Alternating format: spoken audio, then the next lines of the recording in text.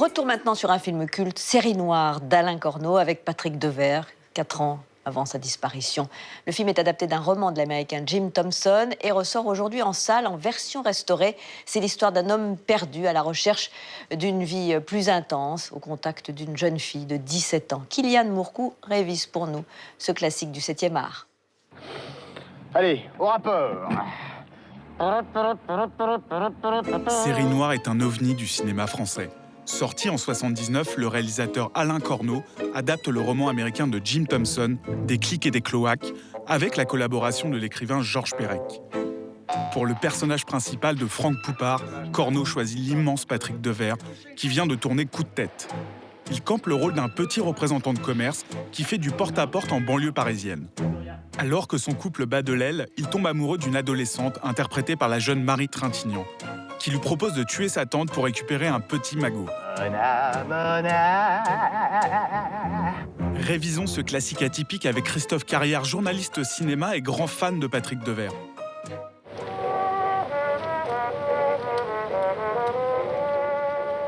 Comme vous êtes un honnête garçon, vous allez me rendre l'argent, et puis je passe les temps.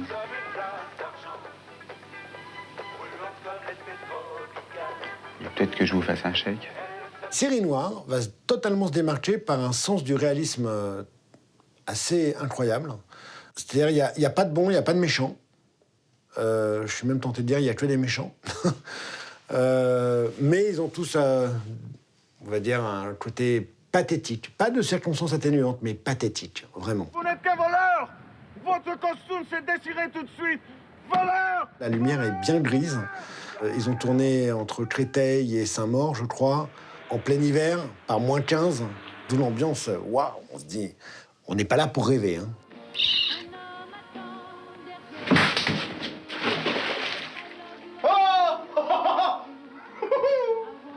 Au début, Corneau voulait même laisser Devers improviser. C'est Devers qui a dit non à Corneau. Moi, je veux absolument connaître le texte par cœur. Et après, du coup, on croira que c'est improvisé.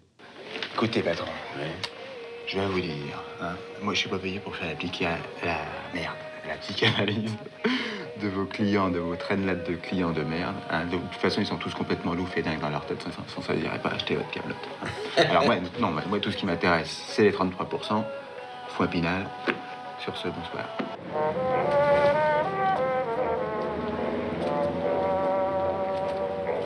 En plus de transposer l'univers de Jim Thompson dans la banlieue parisienne des années 70, Alain Corneau choisit Georges Perec, l'auteur de La Disparition, pour faire l'adaptation et les dialogues du film.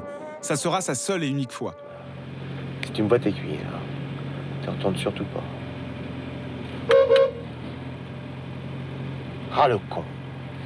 Ah, il m'a vu, dis donc, le con. Comment Corneau pense à Perec pour faire les dialogues? C'est quand même, ça sort de nulle part, ce choix, quand même. C'est un plus, quoi. Mais c'est génial. C'est génial. Ouais, 2, 3 petits billets, allez! C'est pas que je m'ennuie, mais j'ai les joues qui me brûlent. Au revoir, mon petit Franck. Au revoir.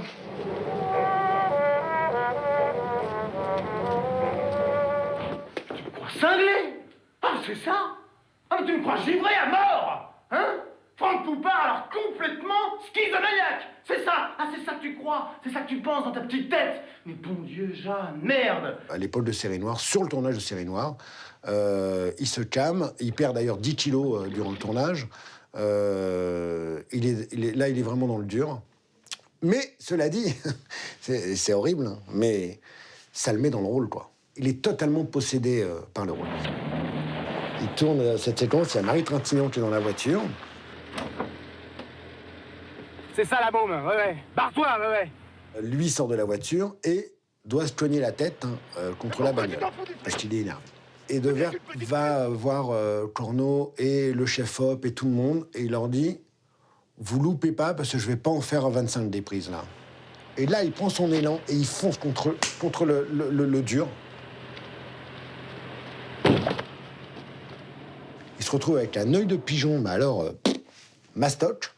Ils sont tous, estomaqués, genre même, ils sont effrayés, quoi. Mais pourquoi? Pourquoi moi? C'est évidemment le rôle le plus marquant, on va dire, de Patrick Devers. Voilà, c'est son Cyrano à lui, on va dire. Voilà. Allez, dis-le-moi, on n'a plus rien à craindre. Dis-le-moi, on n'a plus rien à craindre. On n'a plus rien à craindre maintenant. On n'a plus rien à craindre maintenant.